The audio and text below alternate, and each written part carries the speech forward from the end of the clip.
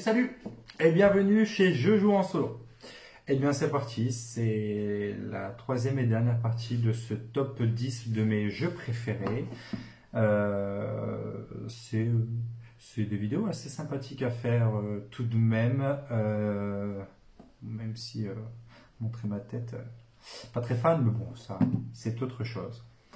Eh bien on va débuter avec le top 3. Roulement de tambour, de tambourette, roulement de tambourette. Hey, attention, ce sera Marvel Champions.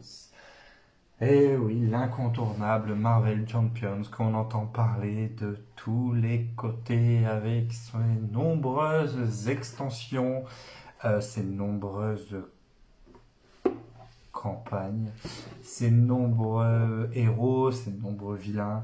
Alors pourquoi je mets campagne entre guillemets? Parce que c'est pas vraiment ce que j'appelle un mode campagne. J'ai réfléchi à un moment donné de me faire mon propre fan-made, comme on appelle ça, d'un mode campagne. Je le ferai, c'est sûr.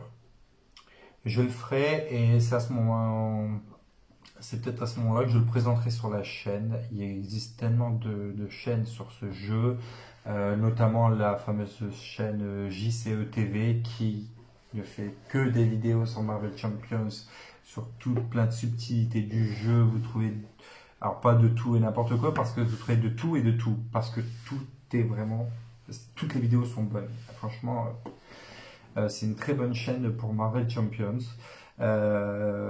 C'est un jeu que moi, lorsque je l'ai découvert en vidéo, je l'ai voulu tout de suite. Je l'ai acheté tout de suite. Je n'ai pas attendu. Hein, si, pardon. Je l'ai découvert début décembre, il y a 2 ans, je crois, ou 3 ans même, je crois. Et tout de suite sur ma liste de Noël, voilà, c'est ça. Et du coup, je l'avais eu à Noël avec, c'était pas prévu, mais j'ai eu l'extension L'Ombre du Titan.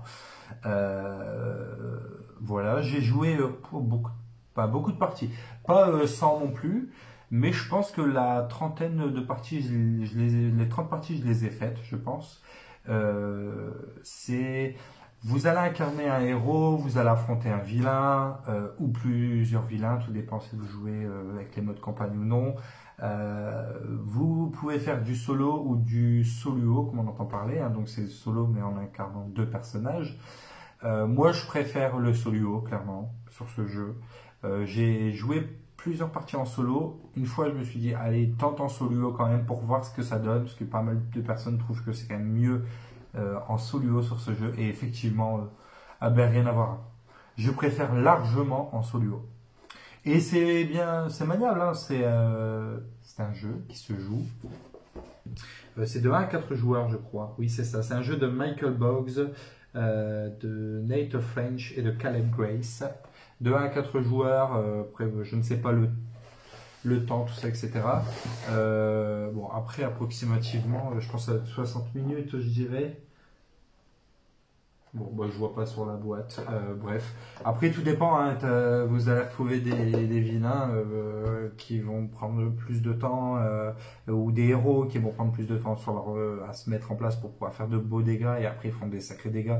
Vous allez avoir des héros qui vont taper tout de suite, mais ils taperont toujours de la même force tout le long de la partie, tandis que celui qui tape très faiblement risque d'être très puissant au bout d'un bon nombre de tours. Il y a une asymétrie aussi parce que vous avez plusieurs finalement facettes, si je puis dire, plusieurs attributions. Vous avez je sais plus, je crois que c'est de l'agression, de la justice, commandement, et il y en a un quatrième, je crois. Et puis, je vais regarder dans ma boîte. Hein. Alors, donc des cartes basiques: agressivité, commandement, justice et protection. Voilà, protection. Vous allez avoir plusieurs comme ça d'attributs. Vous allez vous pouvez moduler votre deck comme vous le souhaitez. Bien sûr, si vous choisissez un attribut, vous avez le choix entre les cartes de l'attribut choisi plus des cartes grises, donc la carte basique. Vous choisissez votre héros ou vos 2 héros ou 3. Vous pouvez incarner 4 héros en solo, il n'y a pas de problème. Bon chance. Mais 2 héros, je pense que c'est très bien. Comme ça, vous pouvez compléter une facette pour l'un, une facette pour l'autre. Ça se combotte, ça se joue bien. Vous pouvez aider entre l'un et l'autre héros. Et à Marvel, c'est rare que vous allez voir un héros faire juste en affrontant juste un ennemi ou d'autres sbires, tandis que à partir de 2 héros, c'est plus cohérent, on va dire. Bon, il y a pas, ils ont voulu faire un semblant de thermoformage, il est vraiment pas terrible leur thermoformage. Donc, mais je m'en suis quand même servi et moi j'ai fait des petites étiquettes comme ça à l'intérieur, voilà, pour classer. Hein. Donc je peux mettre ma boîte à la verticale, à l'horizontale, ça ne bouge pas. Et puis dans ma boîte extension nombre de titans, j'ai fait le même procédé, mais avec tous les ennemis que j'ai. J'en ai pas, je n'ai pas acheté de masse d'extension. Hein. Je crois que j'ai acheté Spectrum, ça vient avec l'extension. Donc Spectrum est un plus, Sorcière Rouge est un plus, la guêpe, Doctor Strange, Adam Warlock, Thor, Tornade, Wolverine. Voilà, j'en ai 8 en plus, dont 3 qui viennent avec l'extension. Donc j'ai acheté que 5 decks à part et j'ai déjà une rejouabilité énorme. Et je ne sais plus le nom, mais il existe au moins 30 héros, une vingtaine de vilains, je dirais. Enfin bref, même plus de héros. Je pense qu'on est plus aux alentours. Ah non, on est bien plus que 30. On est plus aux alentours de 50 héros, je pense. Ouais, parce que dans les extensions, vous avez souvent 3-4 héros. Donc plus les petits decks que vous achetez à part. Bon, c'est un jeu qui peut coûter un bras, vraiment. Les JCE, de toute façon, généralement, les jeux de cartes, JCE jeux de cartes évolutives, pardon, généralement, ça peut coûter un bras. Ça coûte un bras. Et j'ai pas fini d'acheter hein, là-dessus, c'est sûr. Hein, mais bon, après, voilà, on peut pas tout acheter d'un coup. Mais je verrai bien par la suite quand je vais m'y remettre. Ça doit faire au moins 3 mois que j'ai pas rejoué au jeu. Mais je vais rejouer. Et je le présenterai probablement sur ma chaîne aussi, vraiment pour le plaisir, parce qu'elle est déjà connue de partout. Mais par la suite, pas maintenant, un bon nombre de mois. Voilà, donc Marvel Champions. Hein, les champions, quoi. En top 3. Le numéro 2. Alors. On monte en boîte. Hop, c'est parti. 3, 2, 1. Sur la boîte ailleurs. Massive Darkness 2. Heavenfall. Non, Heavenfall, c'est une extension. Hellscape, pardon. Alors, Massive Darkness Hellscape.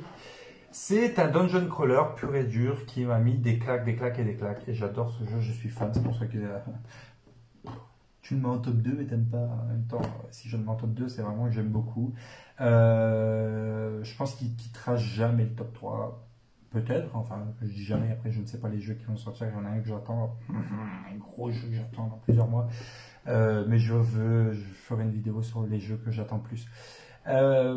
Massive Darkness, un dungeon crawler qui se joue de 1 à 4 joueurs. Je ne sais pas à partir de quel âge, c'est pas écrit sur la boîte là. Je me répète, mais ayant une fracture au bras, je ne peux pas porter des grosses boîtes, donc je n'ai que le couvercle. Bon, c'est de 1 à 4 joueurs. Je dirais 60 à 90 minutes les parties, avec la mise en place et le rangement, les 90 minutes, même si ça va assez vite. Et ouais, je dirais 12 ans. 12 ans pour la thématique, 10 ans pour la mécanique. Voilà. Ouais, 10 ans. Ouais. En fait, je suis sûr que c'est même 14 ans, je pense. Bref. Il est très bon, il est très intéressant comme jeu. Il faut aimer les dungeon crawlers. Il faut aimer les dungeon crawlers, ça c'est sûr. Mais chaque personnage à l'intérieur, chaque héros a des capacités asymétriques. Ils ont chacun leur plateau, leur mécanique, leur façon de faire, leurs compétences, leurs cartes, leurs accessoires. Ça c'est top ici. Moi c'est ce que j'aime et c'est ce qui m'a beaucoup plu aussi dans ce jeu-là. C'est très divers et varié. Vous allez jouer d'une partie à l'autre avec un personnage différent. Vous n'allez pas vivre les mêmes sensations. Vous avez à l'intérieur du livret de règles 10 quêtes différentes. Donc vous mettez en place et vous disent, voilà, vous devez sortir par ce portail-là. Pour sortir par ce portail, il faut aller activer le levier qui est carrément à gauche. Et bien évidemment, tout à droite se trouve le deuxième levier. Vous devez être en même temps... sauf si vous jouez en solo, mais moi je joue en solo, je préfère en solo de toute façon en règle générale.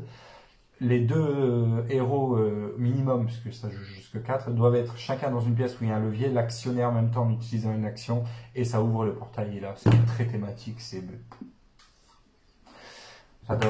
J'adore. Et puis, une fois que vous avez fini ces 10 quêtes, bah, qu'est-ce que je fais? Bah, alors, vous pouvez faire les 10 quêtes avec un héros ou 2 héros, parce qu'après on peut contrôler 3 ou 4 héros, mais franchement, Après, c'est barbant, quoi. Un tour qui dure 45 minutes parce que vous êtes en solo, c'est pas terrible. Vous pouvez refaire les mêmes quêtes avec d'autres héros. Vous allez sur Board Game Geek, que pardon. Vous allez sur Board Game Geek, il y a des fanmade qui ont été créés, des quêtes qui sont très bien. Je crois même que sur ce jeu, il y a une application ou un site avec une intelligence artificielle qui vous demande quel jeu vous possédez, quelles extensions vous possédez, et puis boum, ça vous crée une quête. Et vous avez aussi la très intéressante extension Eventfall, que j'ai dit au début de vidéo, qui apporte un mode campagne. Qui est très intéressant, et il y a une autre extension qui apporte aussi un mode campagne, et vous avez plusieurs extensions qui soit vous ajoutent des personnages avec une asymétrie encore une fois totalement différente, ou des boîtes d'ennemis. J'ai pas encore tout ça, mais ça va venir, hein. Ça c'est sur ma site Darknet, je vais le compléter. Ça c'est sûr que je vais le compléter, mais mollo l'arico, mollo l'aspico, on va... parce que de toute façon, à chaque fois que je vous fais une vidéo, depuis tout à l'heure, j'arrête pas de vous dire soit je vais le faire, soit je vais lâcher, soit je vais l'acheter. Ouais, pas. On verra plus tard, hein. C'est bien le loto, hein. Voilà. Et puis vous avez une rejouabilité qui est très bien, très très intéressante. La difficulté du jeu est un peu facile, mais vous pouvez l'accroître facilement. En gros, il y a des bandes d'ennemis. Donc vous avez le chef de bande qui vient avec jusqu'à 6 millions en figurines. Vous prenez 1 million par héros. Donc si vous jouez en solo, vous mettez qu'une figurine. Si vous jouez en solo, vous avez une action supplémentaire, mais vous jouez en mise en place comme pour 2 joueurs. Donc je ne dis pas ça. À partir de 2 joueurs, donc en solo, vous prenez une figurine par personnage en plus du chef de bande, par héros, pardon. Moi j'en fais 2 par héros, comme ça, pour le mode campagne, sinon c'est trop facile. Premier niveau, deuxième niveau, et puis à partir du troisième, vous roulez. Je fais... Bon, je ne vais pas faire la roue, même. Je ne vais pas faire une roulade. Vous roulez sur le scénario, et sur le scénario, moi j'aime bien quand il y a de la difficulté, au moins un minimum. Pas non plus où vous faites 20 parties, où vous en perdez 20. Mais faire 20 parties et en gagner que 2, par exemple, moi ça me déplaît pas. Ça me fait revenir sur le jeu et retravailler, réfléchir, etc. Et ça j'aime beaucoup. Là, si vous faites le mode de campagne, vous ne voulez pas accroître la difficulté, vous allez rouler sur le scénario, mais il y a des personnes qui détestent perdre et qui n'aiment pas perdre. Et chacun est comme il est. Mais si vous voulez ne pas perdre, jouez à Massive Darkness. Au niveau du prix, on est aux alentours d'une centaine d'euros. Il y a beaucoup de matériel. Ça, c'est un prix qui vaut 100 euros. Voilà, je peux le dire. C'est un prix qui vaut 100 euros. Et encore sur le Doom, il doit être à 90 ou 80 euros, je crois même. Mais voilà, là, il vaut 100 euros. Vous avez, je sais pas combien, une soixantaine de figurines, mais il y en a qui sont de taille. Dans l'extension, on a une, elle est comme ça. J'ai commencé à peindre certaines figurines. Je vais vous montrer ça. Je ne peux pas prendre du bras gauche, donc c'est pas léger. Le thermoformage, par contre, est à revoir. Hein. Il est vraiment pas terrible. Mais voilà, pour vous montrer un peu, vous avez des figurines vraiment qui...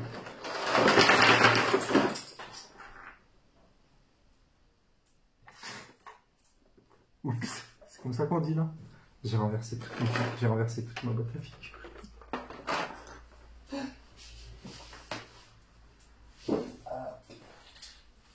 Bon, j'ai quitté la vidéo 2 secondes parce que j'ai 3 chiens, hein, donc j'ai pas envie de jouer qu'une figurine. Bon. Ah, je suis dégoûté. Moi, j'ai du mal à vivre mon matériel. Bon, vous avez vu déjà le nombre de figurines qui sont tombées. Bref, et là, vous avez encore une ribambelle de figurines. Et il y en a encore d'autres qui sont là-dessous, ici, là-dessous. Voilà. Vous voyez, c'est là-dessous. Et puis, j'ai pas encore peint le jeu, hein, c'est pour ça que je vais vous le présenter. Ça, par contre, c'est sûr, je vais vous en présenter plusieurs. J'ai pas encore fini de peindre le jeu. Voilà, j'ai commencé à faire des peintures. Ça prend du temps puisque les figurines, elles sont très grandes. Hein. Enfin, moi, j'ai des grandes phaluches, hein. Donc elles sont vraiment très grandes. Ça va vraiment du...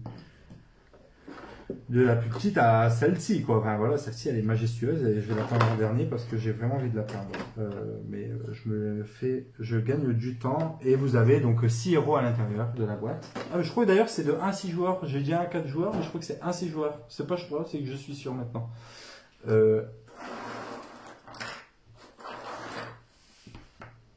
Voilà, donc c'était la présentation de Massive Darkness, chaotique sur la fin, je suis désolé.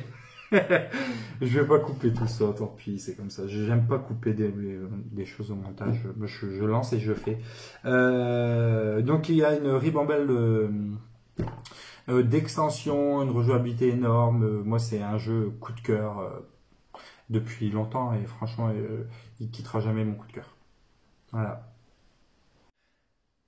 Et nous voilà à la fin de la vidéo et à la fin également du top, parce que là je vous présente le top 1 du top, le top du top quoi.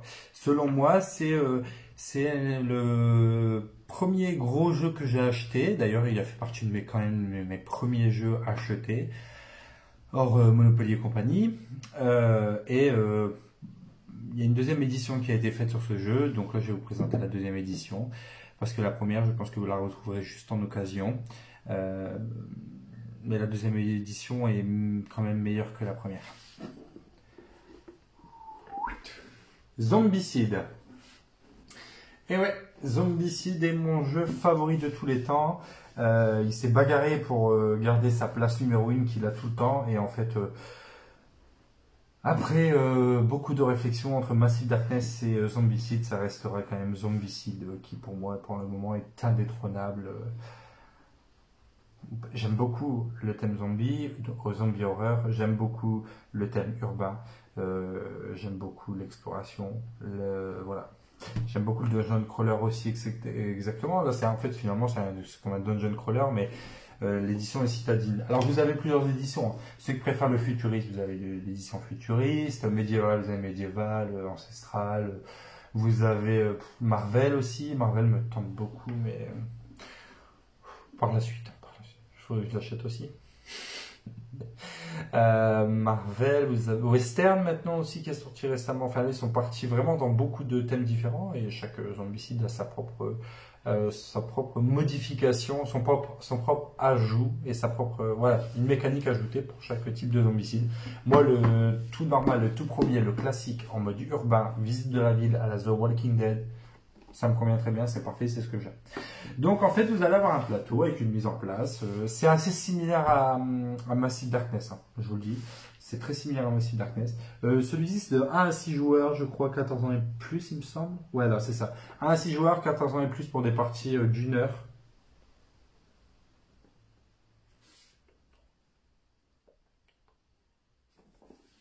Des parties d'une heure pour la mise en place. Non, je rigole. Hein. Non, la mise en place est assez rapide d'ailleurs, c'est étonnant parce que c'est un gros jeu. Hein. Enfin, il vaut à peu près 90, 100 euros, plus 100 euros quand même. C'est quand même un gros jeu. Vous allez avoir vous allez incarner des héros. Dans cette édition, il y a les enfants qui sont ajoutés, donc vous avez plus de personnages que dans la première édition. Moi, pour Noël, j'ai commandé. J'ai intérêt à recevoir. Alors, si j'ai pas ça sur ma liste de Noël, je vais être triste. J'ai demandé le kit de mise à jour de Zombicide version 1 que j'ai ici, là à côté. Donc ça c'est pardon pour le bruit. Ça c'est la version 1. C'est la boîte du jeu. Hein. C'est juste le couvercle parce que sinon c'est très beau. La version 1 et là la version 2. En revanche, le kit de mise à jour va me permettre de jouer avec ma version 1 que je ne sors plus du tout. Du coup, je l'utilise vraiment plus. Sur la version 2. Donc des personnages qui n'y sont pas et qui s'y retrouvent ici. J'ai des extensions aussi de la boîte numéro 1. Enfin surtout, pas des extensions, surtout des personnages. Une fois j'avais acheté sur le bon coin 2 personnages, je crois, à quelqu'un. Et en fait, vu qu'il y avait plusieurs figurines en rab, il a été super gentil, il m'a envoyé au moins une quinzaine de figurines qu'il m'a offert. Mais il n'y avait pas les cartes. Vous voyez, je veux en venir. Kit de mise à jour. Les cartes. Toutes les cartes des personnages et des ennemis de Zombicide version 1 sur la version 2 vont être faites. J'ai pas les cartes, mais j'ai le personnage. Donc son cadeau de 10 ou 15 figurines, dont 10 personnages héros. je vais pouvoir y jouer dans Zombicide B2, que je ne peux pas jouer dans Zombicide B1. Alors, j'ai fait des trucs personnalisés, des tableaux personnalisés qu'on peut faire et que c'est bien fichu. Et j'aime pas tout ce qui est print and play, donc forcément, je l'ai fait, j'ai plastifié le plateau, et puis, bof. Bref, on s'en fiche. Vous allez mettre en place comme Massive Darkness, donc c'est pareil, c'est plusieurs plateaux que vous modulez. Vous allez visiter, fouiller, entrer dans des pièces. Vous ouvrez une pièce, vous découvrez des zombies. Dans la V2, c'est pas dans la V2, je crois que c'est dans l'extension que j'ai commandé aussi pour Noël. J'espère voir. C'est la campagne. C'est Washington DC et le D est Z pour le zombie, donc Washington ZC. Et là, il va y avoir une phase avec une espèce de lampe, une phase de jour, une phase de nuit. Vous allez récupérer des armes, vous lootez, vous tuez, vous tapez, vous vous aidez, vous protégez, vous faites des quêtes, vous ramassez du riz, de la nourriture. Vous allez devoir donner à boire, à manger, enfin nourrir, hydrater, nourrir, rassasier vos patrouilles. Vous allez dans la campagne, vous allez avoir des armes, vous allez avoir des balles à utiliser. Donc faire attention de ne pas utiliser les balles sur tous les zombies. Des durées de vie de vos armes. Voilà, à force de taper avec une batte, elle va finir par s'abîmer. Si vous tirez, je crois que c'est vous lancez sur le dé dans la campagne, il y a une phase où ça brise l'arme. Enfin, vraiment, on est dans un, pour ceux qui connaissent les jeux vidéo, dans un vraiment Dead Island, tout ça, voilà, c'est vraiment les jeux où vous avez vos armes, etc. et que elles sont pas éternelles à force de taper des crânes avec une batte de baseball. Vidéo au moins à 16 ans.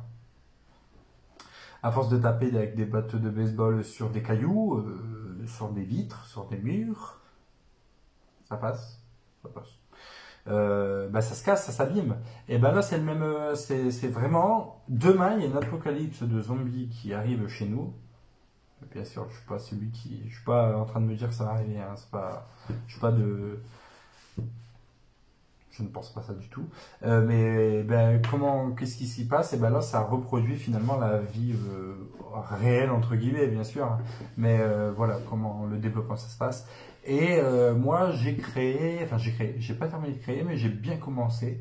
Je finirai par le terminer, mais j'attends de voir ce que donne le mode campagne, parce que si le mode campagne, si je le reçois Noël, me plaît, je vais peut-être pas continuer ma créativité là-dessus.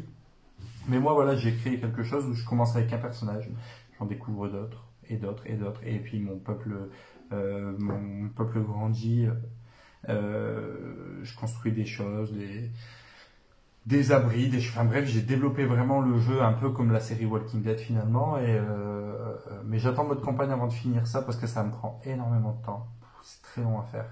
Mais par contre, quand je vais y jouer, parce que je n'ai pas encore joué à mon mode créé puisqu'il n'est pas terminé, quand je vais y jouer, je sais que je vais prendre plaisir. Voilà, donc c'était Zombicide, un excellent jeu, un jeu et des extensions en veux-tu en voilà. Il y en a des tonnes et des tonnes et des tonnes et des tonnes. Et en plus, à Zombicide V1, toutes les extensions sont compatibles dans la version V2. Et puis, je vous dis, vous avez des dérivés dans le sens où vous avez plusieurs univers. Zombicide propose une multitude d'univers différents qui peut convenir à de nombreuses personnes. Bref, je suis amoureux de ce jeu. Et celui-ci, c'est comme Dice Storm Adventure et Massive Darkness. Vous allez les voir sur la chaîne. Zombicide en priorité, je pense. Ouais. Je vous parlais de Dice Storm Adventure tout à l'heure sur la vidéo précédente, en début d'année. Ce sera plus peut-être vers février, mars, parce que en janvier, c'est Zombicide que vous allez voir sur la chaîne. Le mode campagne sur Washington ZC. Si je l'ai à Noël. Si je l'ai pas, je l'aurai quand même. Et bien voilà, c'est la fin de cette vidéo, c'est la fin de ce top 10. J'espère que ça vous a plu. Alors on a tous des goûts on dirait mon épaulette s'est pliée, on dirait pas Dragon Ball Z. À deux doigts de vous faire un Kamehameha là, mais bon. On va attendre plusieurs années sur la chaîne avant de faire des bêtises pareilles. Mais voilà, chacun a des goûts vraiment différents, on a tous nos propres goûts. C'est vrai que vous n'avez peut-être pas vu des jeux que vous voyez tout le temps, ou peut-être que si, c'est des jeux que vous voyez tout le temps, que vous ne possédez pas. N'hésitez pas surtout dans les commentaires. Alors quand je dis n'hésitez pas dans les commentaires, c'est pas en mode influenceur ou autre, ceux qui se prétendent être influenceurs parce qu'ils filment des jeux de société. Bah, moi, je suis pas d'accord. Bref, en commentaire à me dire vos tops, tout ça, etc. Et je sais que j'ai fait une vidéo sur la liste de Noël, sur ma liste de Noël, et il y a une seule personne qui m'a dit sa liste de Noël, c'est Désir et tout. J'ai pris énormément de plaisir à le lire, à répondre. Merci à toi de m'avoir fait ta liste, et je trouve ça fun d'échanger. Et puis en plus, quand vous mettez un commentaire, d'autres personnes voient vos commentaires, vous pouvez échanger entre vous. Enfin, c'est vraiment fun, c'est vraiment sympathique. Moi, j'apprécie beaucoup vous lire, j'apprécie les retours, je réponds à tous les commentaires. Le matin, je prends mon ordinateur, pas forcément tout le long de la journée, hein. J'ai plein de choses, je fais beaucoup de choses. J'ai une vie très active, mais je prends mon ordinateur le matin avec mon café et puis je réponds à vos commentaires. Donc surtout, n'hésitez pas à me faire part de votre top, à me faire part de vos attentes aussi, de savoir ce que vous attendez sur la chaîne, sur les jeux que vous avez vus, s'il y en a un que vous voulez voir particulièrement en priorité, que je peux filmer sans débuter une campagne, juste vous le filmer comme ça, entre deux parties de Zombicide en janvier. Voilà. Donc surtout n'hésitez pas. Merci à tous pour votre soutien, pour votre présence. Et voilà la fin du top solo. On se retrouve plus tard. Et je vous souhaite à tous et à toutes une très bonne journée, une très bonne soirée. Amusez-vous sur vos jeux de société. Ciao, ciao.